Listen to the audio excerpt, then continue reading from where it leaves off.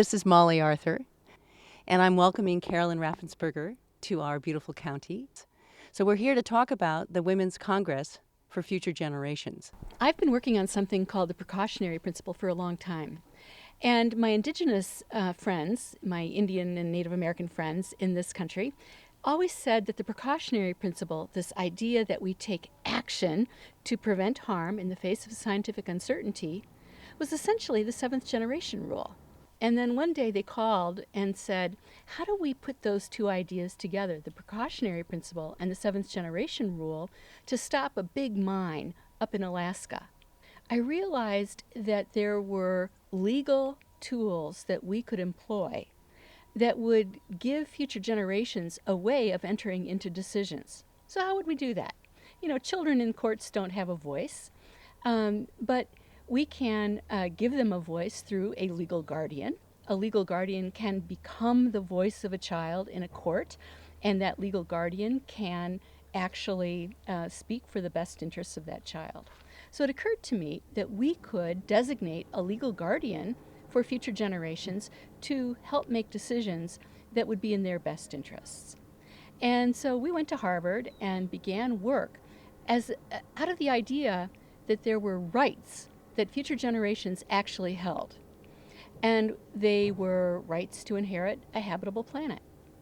So we did all sorts of work. We did a constitutional provision that laid out this right. We did a statute, a law that would either back up that constitutional provision or that would stand alone, and that would give a way of enforcing a right of future generations to have clean air, clean water, fellow travelers like whales or pelicans or whatever else. Was this based on the Bill of Rights for Nature or the Bemidji Declaration or the UN Declaration? It was actually the work that we had done on the rights of future generations came out of the precautionary principle, and at the same time, there was parallel work on the rights of nature that was going on in other spheres. But the work on the rights of future generations essentially expressed the idea that the precautionary principle held an ethic, and the ethic was the golden rule. And the golden rule for future generations, that this generation would treat future generations as we had wished our ancestors had treated us. Now, the Bemidji Statement was a document that we did with the Indigenous Environmental Network, and by we, I mean the Science and Environmental Health Network, to express the idea that we would take a sacred responsibility for future generations. Now, fast forward in the story to another issue around mining. I was called by a group up near the Arctic Circle, and there was a mine up there called the Giant Mine. And the Canadian government wanted to know how to essentially take care of this for a long period of time. So I reviewed the plan, and I was asked to do the principles of perpetual care. And I thought, what are those? What are the principles of perpetual care? So I looked at other sites that were actually going to be hazardous or toxic forever. And I began by looking at Chernobyl, Hanford, Fukushima, and places like that were quite clearly going to be hazardous or toxic or radioactive far out into the future, so far that we didn't really have a conception of time. Mm.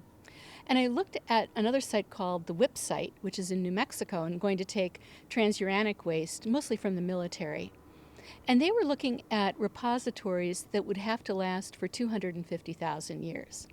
So I did the math, and I realized that that is 10,000 generations, if you have 25 years per generation. And out of that came the strong sense that we had no right.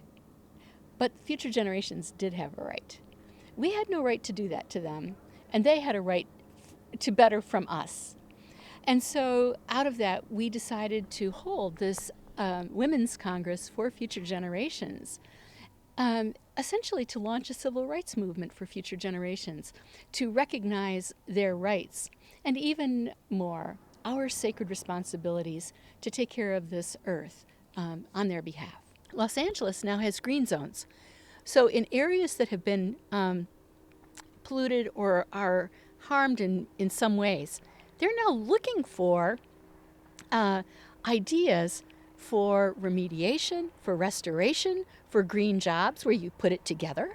And we can choose ways of living in the world that bring beauty and bring health to future generations. An inspiring, wonderful time for us to be together. Thank you, Carolyn, so much.